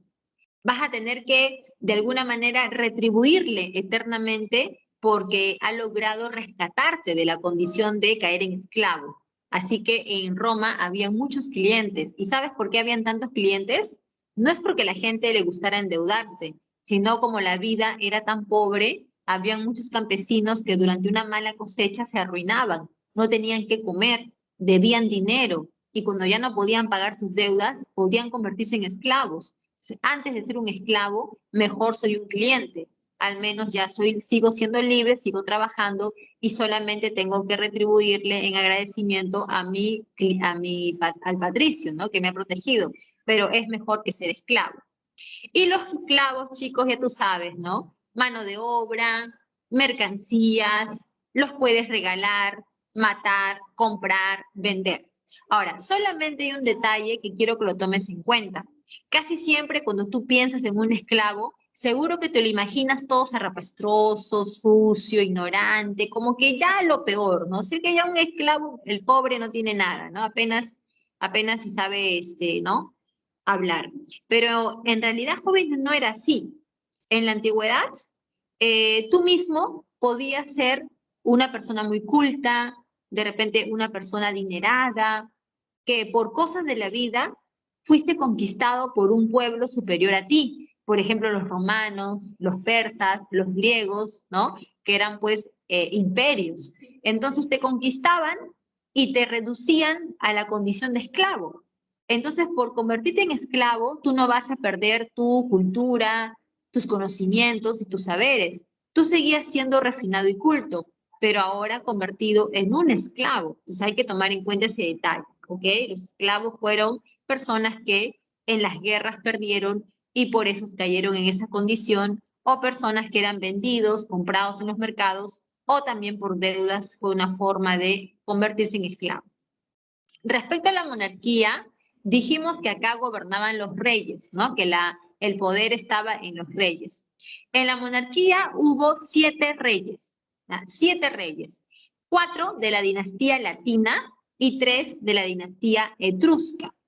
Lo de la dinastía latina son Rómulo, Numa Pompilio, Tulio Hostilio y Anco Marcio, ¿ya? No me pidas que te repite sus nombres, ¿ah? Porque están súper difíciles y son nombres súper anticuados, ¿ok?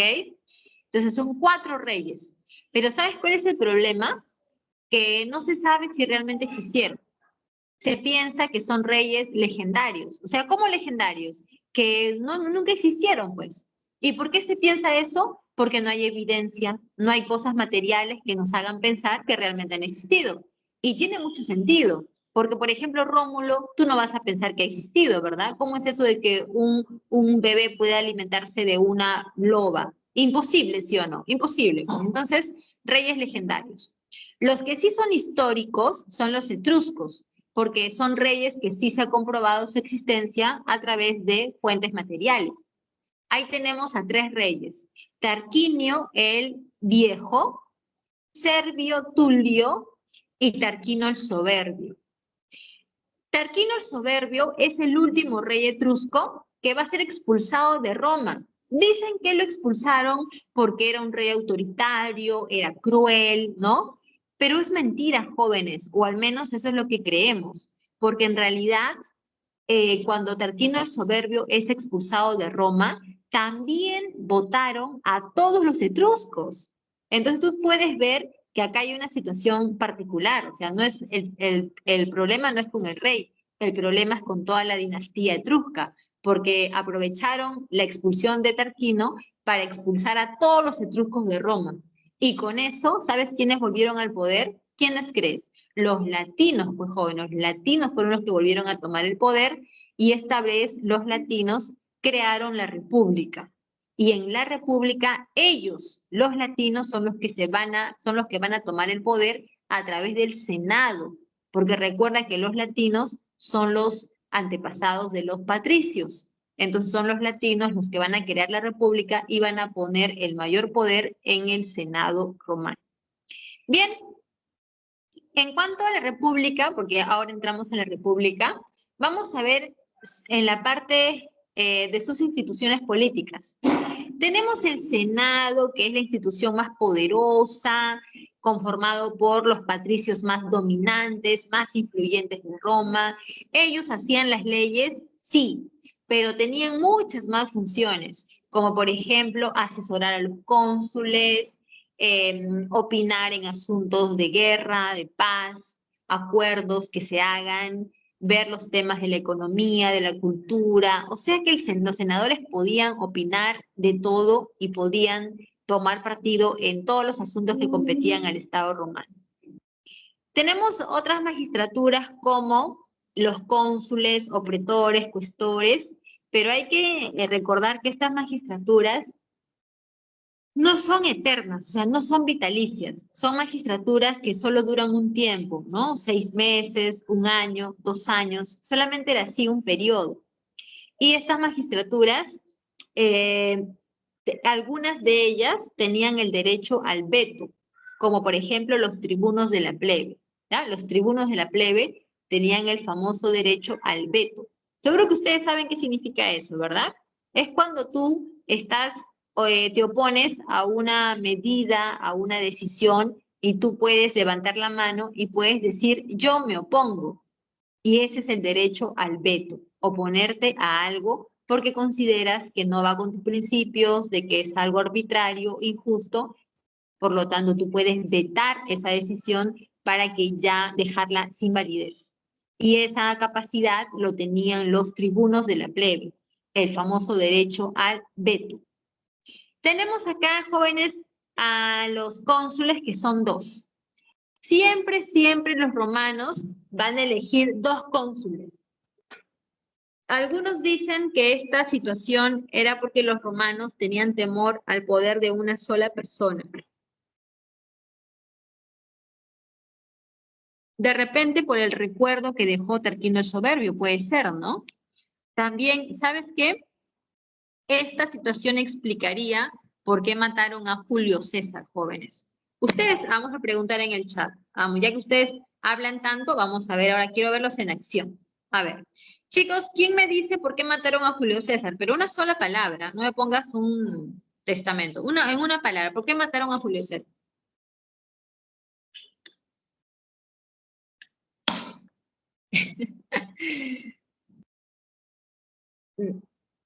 A ver, ¿dónde está Leonardo con su respuesta? Quiero ver a Leonardo con su respuesta.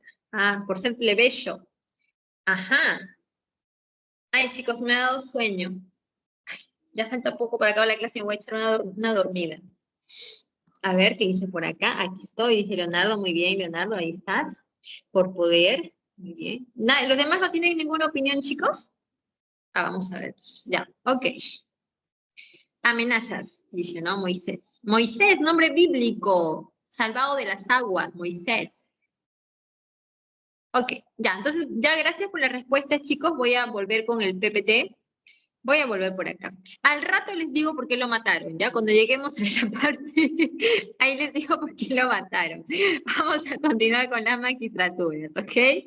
Entonces tenemos a los cónsules que son dos. Siempre dos, recuérdalo, porque los patricios tenían el mal recuerdo de Tarquino el Soberbio, que según dicen era un rey déspota, autoritario. Entonces los patricios tenían temor a que una sola persona usurpara el poder. Ese era el principal temor de ellos, ¿ok? Tienes a los pretores, que son gobernantes que aplican justicia, pero en las provincias. Son como jueces provinciales. Tienes al censor, que es la persona que te toca tu puerta y te pregunta, a ver, señor Leonardo, ¿usted cuál es su apellido? ¿Cuántos años tiene? ¿Ya? ¿Cuánto gana? ¿Y cuántos hijos tiene? ¿Cuántas mujeres? ¿Y qué cosas tiene en la casa? ¿No? Te preguntaban todo, ¿para qué? Para saber cuántos impuestos cobrar. Esa es la idea, ¿ok? De los censos, saber cuántos impuestos te van a cobrar según tus propiedades. El cuestor es el contador del Estado, ¿no? El edil es como un alcalde, se encarga de la limpieza, se encarga de los mercados para que estén abastecidos, organizar los juegos, todo lo que es el gobierno de la ciudad.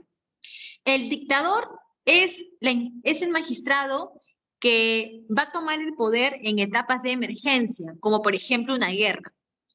Una guerra, chicos, es una etapa de emergencia en donde lo que se necesita es una persona fuerte que tome decisiones contundentes. Por lo tanto, el dictador, cuando asume sus funciones, el dictador se vuelve una persona todopoderosa. Él toma todas las decisiones, él hace y deshace. Y para que pueda hacer eso, las demás instituciones van a quedar eliminadas. Los ediles, pretores, cuestores, censores, todas ellas quedan eliminados. El único que toma decisiones, el único que va a lograr no tener ese poder es el dictador, pero eso solamente por medio año, nada más, ¿ok? Solamente 6 meses en la que el dictador va a poder tomar todo el poder de manera total. Y jóvenes, acá nos falta uno, ¿verdad? Nos falta el tribuno de la plebe, chicos. ¿Dónde está? Acá está, ya lo vi. Está todo chiquitito, miren. Chiquito que no lo vi. El tribuno de la plebe es un magistrado sui generis. ¿Cómo es eso de sui generis, verdad? Acá lo vamos a ver, ¿ok? Escucha con pay attention, ¿ok? Cuando los romanos, bueno, comenzaron a expandirse durante la República, pues los romanos van a comenzar a, ¿no?, desarrollar guerras, enfrentamientos, y hubo una ocasión en que los romanos estaban, ¿no?, sus ejércitos fueron enviados, ¿no?, a estas conquistas de la zona de la península itálica, y en este contexto los plebeyos aprovecharon para retirarse de Roma y se fueron hacia el monte Aventino, que en realidad no era un monte, ¿ah? Era solamente un cerro, así un cerrito nada más. Entonces los plebeyos se fueron hacia ahí y dijeron que nunca más iban a regresar a Roma. Los romanos fueron a los plebeyos a pedirles que regresen, ¿no? A rogarles que regresen. ¿Por qué?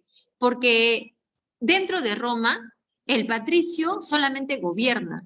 El patricio no dedica su tiempo a ninguna actividad artesanal, manual, trabajo de la tierra, nada de eso. Entonces el patricio necesita la presencia del plebeyo para que se ocupe de esas actividades menores. Por eso es que los patricios fueron a pedirles a los plebeyos que regresen. Pero los plebeyos se pusieron difíciles, hasta que finalmente aceptaron, pero con condiciones. La primera condición es que al regresar a Roma ya no tenga ninguna deuda, ¿no? Si tenía deudas, pues ahora cuenta cero, no tenemos ninguna deuda. Número 2, que queremos leyes que sean a nuestro favor. Queremos ser iguales ante la ley que los patricios, para poder casarnos, para poder ocupar cargos públicos, cargos religiosos. Entonces queremos tener derechos y por lo tanto queremos la igualdad jurídica. Y una cosa más, una última cosa, queremos un representante que nos defienda, queremos una persona que esté representándonos cuando se dan las asambleas, cuando se toman las decisiones, porque casi siempre cuando toman decisiones nos afectan a nosotros y no tenemos a ningún magistrado que nos defienda. Entonces, ante este pedido, jóvenes, ¿no? Ante este pedido, se creó el tribuno de la plebe, ¿no? El tribuno de la plebe es un cargo sui generis que apareció para que puedan representar a los plebeyos ante las demás magistraturas. Y no te olvides que los plebeyos tenían, bueno, el plebeyo no, el tribuno de la plebe tenía el derecho al veto, ¿ya? Al veto, que se oponía cuando algo no le parecía justo. En cuanto entonces a las leyes que se van a crear en beneficio de los plebeyos, tenemos la ley de las 12 tablas que habla de la igualdad jurídica, ¿no? La igualdad ante la ley entre patricio y plebeyo. La ley Canuleia que permite el matrimonio, ¿no?, entre un plebeyo y un patricio, o una patricia será, ¿no? La ley Licinia que te permite acceder al cargo de consulado y la ley Orgunia que pertenece o que te permite pertenecer al sacerdocio. Entonces, jóvenes, los plebeyos, después de tanta lucha, sí lograron acceder a la igualdad ante la ley. Ahora, nosotros estábamos hablando de la expansión romana, ¿verdad? Decíamos que Roma va a comenzar su expansión porque yo te dije hace un momento que Roma, cuando fue fundada, Roma solamente era un pedacito en el centro de Italia, solamente eso.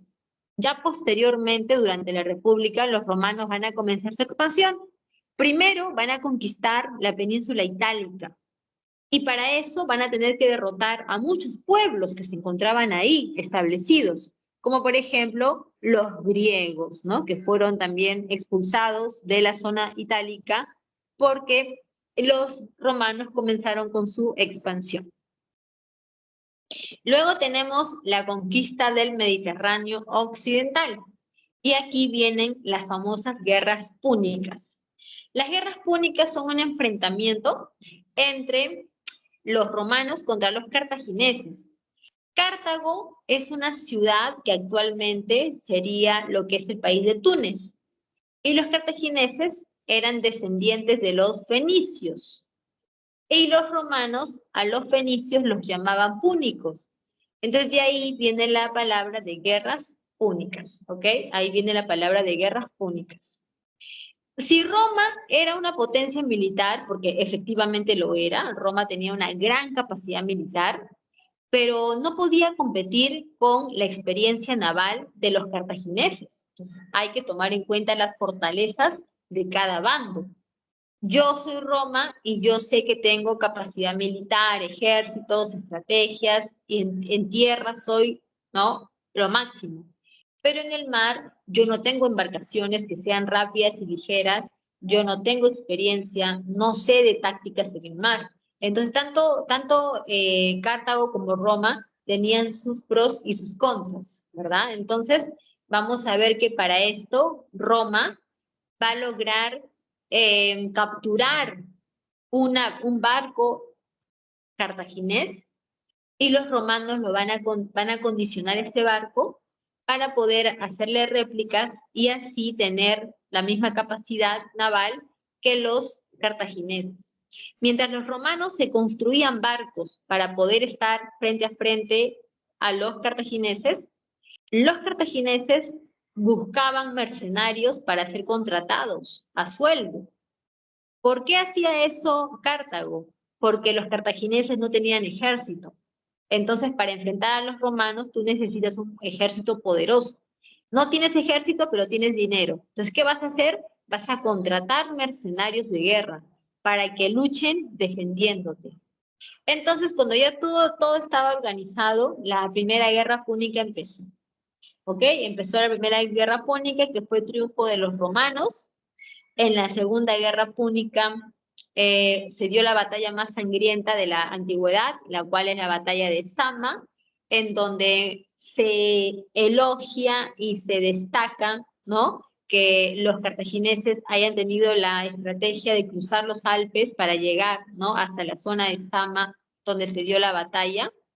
Y a pesar de que los cartagineses tuvieron una buena estrategia y al principio estuvieron liderando la contienda, al final los que ganaron este enfrentamiento fueron los romanos, y la Segunda Guerra Púnica también es un triunfo romano. Y finalmente la Tercera Guerra Púnica tenemos que Cartago es derrotada definitivamente, y para evitar de que se vuelva a levantar, lo que vamos a hacer es convertirla en una provincia de Roma, y así se evitaban pues que Cartago otra vez se recuperara y otra vez pudiera ser un peligro, ¿no?, a los intereses expansionistas de los romanos, ¿ok? Así que tenemos entonces las guerras púnicas que terminaron con el triunfo de Roma. Vamos a ver qué hay en otro PPT. Ahí están las etapas, como te decía, mira, ahí en la imagen, Aníbal Barca, que lideró a los cartagineses en la Segunda Guerra Púnica, ¿no?, en la batalla de Zama. Ahí lo vemos en la imagen, es una imagen hipotética de cómo pudo haber sido ese momento, ¿verdad?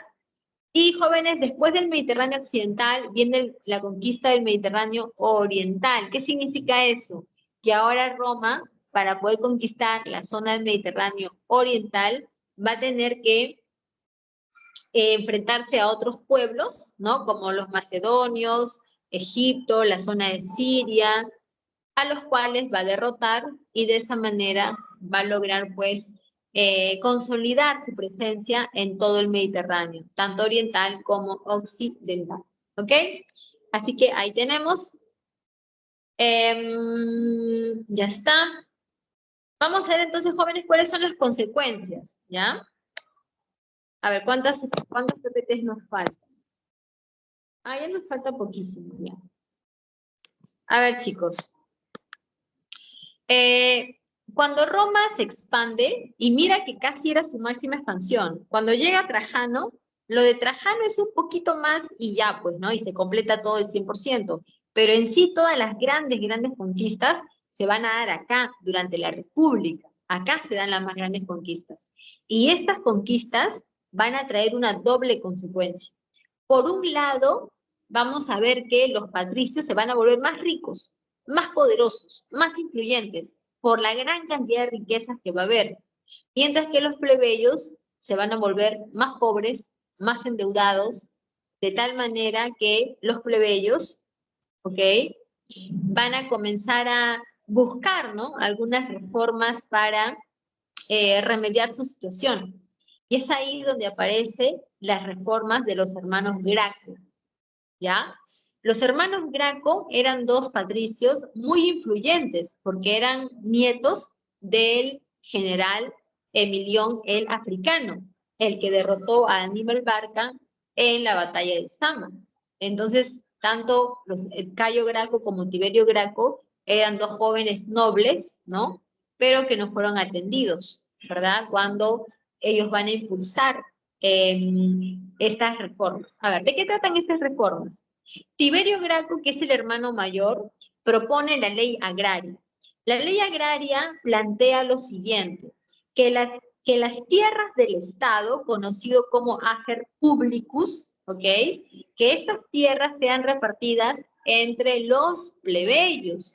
¿Y por qué? Porque todos sabemos que los plebeyos le estaban pasando muy mal, que se habían empobrecido más y que, pues, de alguna manera, estaban pues en una situación de caer en esclavitud, como dijimos, ¿no? Porque si se endeudan mucho, pueden caer hasta en la esclavitud.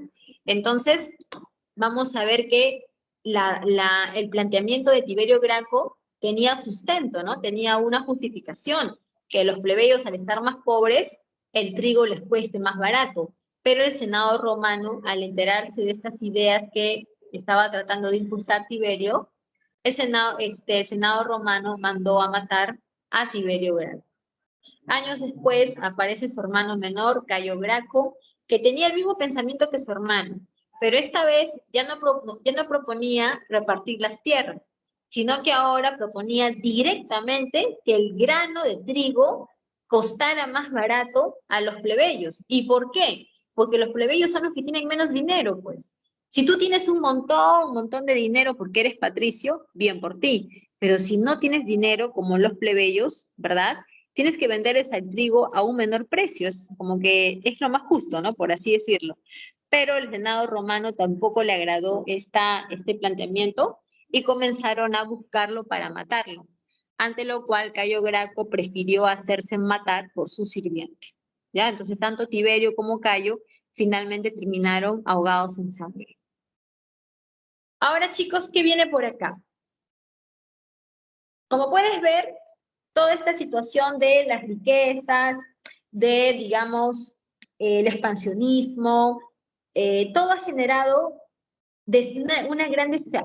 La desigualdad ya existía, pero ahora es más fuerte. Los patricios eran más ricos y los plebeyos eran más pobres. Entonces, esta situación genera la crisis de la República, en donde además de estos reformistas como los hermanos Graco, también se van a dar enfrentamientos de poder. O sea, eso significa que en este momento los patricios van a comenzar a pelearse entre ellos, ¿ya? Entre ellos se van a pelear por el poder. Vamos a ver que se forman dos partidos políticos. El partido senatorial, que era un partido impulsado totalmente por patricios, y el partido popular, que era un partido impulsado por patricios y una facción de plebeyos. Se dan las guerras civiles, como te vuelvo a repetir, que son pugnas por el poder entre los propios patricios, donde van a participar estos partidos políticos que se estaban formando, y en la primera guerra civil vas a tener a Mario y a Sila. Mario era representante del Partido Popular, mientras que Sila era representante del Partido Senatorial. Esta contienda terminó con el triunfo de Sila. En la Segunda Guerra que se va a dar, ¿no?, como parte de la crisis de la República, vamos a ver que se forma un triunvirato. Jóvenes, un triunvirato es un gobierno de 3 personas, en donde lo que se busca justamente es que no nos enfrentemos, pues. Mira, ¿sabes qué? Con ustedes dos, ¿no? Con Macarena y con Leonardo yo hago un triunvirato. Entonces nos repartimos zonas de poder. Tú te quedas con esto, yo con esto y él con esto, y así ya no nos enfrentamos. Pero a pesar de que se había hecho un triunvirato, las rencillas igual se dieron y las guerras se desató de igual manera. Tienes a Pompeyo, a Craso y a Julio César. Pompeyo y Craso eran los favoritos porque eran militares que habían hecho conquistas y eran bastante famosos. mientras que Julio César era el menos famoso y el menos conocido. Lo que le trae a Julio César su gran poder y fama es la conquista de las Galias. ¿Ya, jóvenes? Todos sabemos que Julio César fue el que conquistó la zona que los romanos llamaban Galias, que no es otra cosa actualmente que la zona de Alemania y Francia. Julio César fue el primer romano que comandó sus tropas para tener acceso a esos difíciles lugares, ¿no?, donde estaban encerrados estos pueblos en la zona de las Galias. Y Julio César llegó a penetrar en ese lugar y conquistó, ¿no?, la zona de las Galias, y eso fue lo que le trajo gran, digamos, poder y fama. Ahora, respecto a la pregunta de hace un momento de por qué mataron a Julio César, ahí te voy con la respuesta. Julio César quería, aprovechando su fama y su influencia, él quería tomar el poder de manera total y disolver las otras instituciones romanas, como el Senado, por ejemplo. Entonces, los senadores, cuando se dieron cuenta de eso, le tendieron una trampa.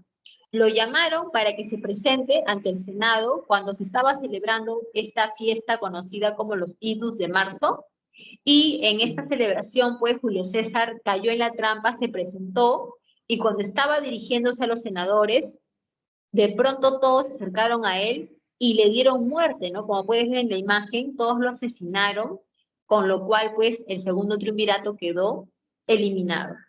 En el tercer triunvirato, bueno, mejor dicho, en el segundo triunvirato, vamos a tener a tres personajes que son Marco Antonio, Octavio y Marco Lépido. El enfrentamiento se va a dar entre Marco Antonio y Octavio, por lo que te conté hace un par de semanas atrás, ¿no? Que mientras Marco Antonio se la pasaba con Cleopatra lleno de placeres en Egipto, pues Octavio era el único que defendía el territorio, el único que de alguna manera sofocaba las rebeliones.